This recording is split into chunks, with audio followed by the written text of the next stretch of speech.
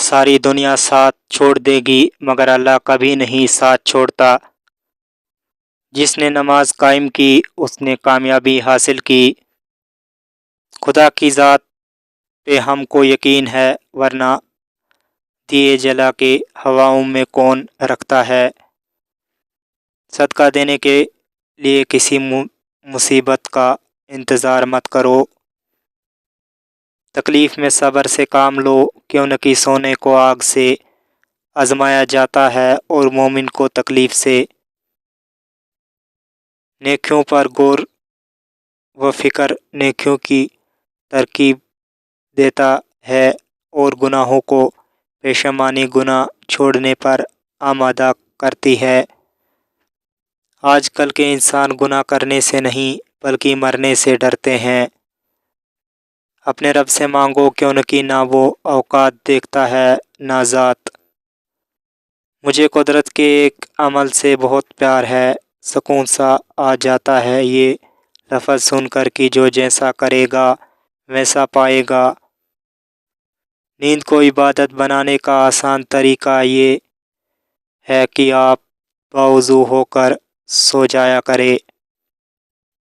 جو خوشحالی میں بھی اور بدحالی میں بھی اللہ کے لیے مال خرچ کرتے ہیں اور جو غصے کو پی جانے اور لوگوں کو معاف کر دینے کے عادی ہیں، اللہ ایسے نیک لوگوں سے محبت کرتا ہے۔ مدد صرف اور صرف اللہ سے مانگو، کامیاب ہو جاؤ گے دنیا میں اور آخرت میں۔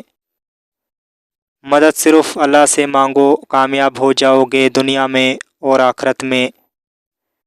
صحابہ کرام رضوان اللہ اجمعین خرچ کرتے کرتے مالدار ہو گئے اور ہم بچاتے بچاتے کنگال ہو گئے۔ یاد رکھے صدقہ مال میں برکت دیتا ہے۔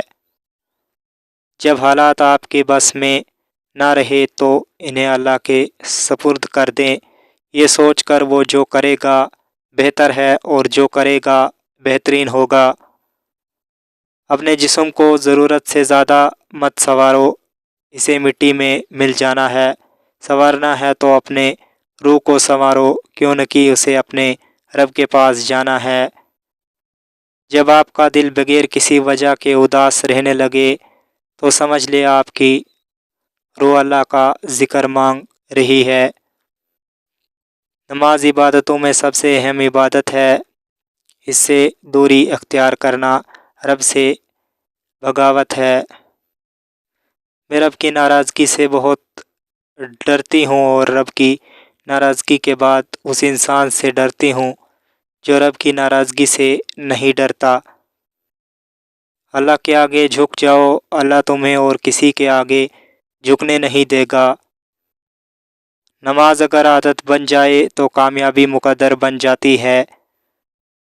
قرآن کی تلاوت کیا کرو، بے شک قرآن اپنے پڑھنے والوں کی سفارش کرے گا۔ گناہگار شخص کی عاجزی عبادت گزار شخص کے غرور سے کہیں بہتر ہے۔ کامیاب زندگی یہ نہیں کہ آپ کتنے خوش ہیں، بلکہ کامیاب زندگی یہ ہے کہ آپ کا رب آپ سے کتنا خوش ہے۔ نس نس کے واقف ہیں، رگ رگ جانتا ہے مجھ کو، مجھ سے بہتر میرا رب جانتا ہے۔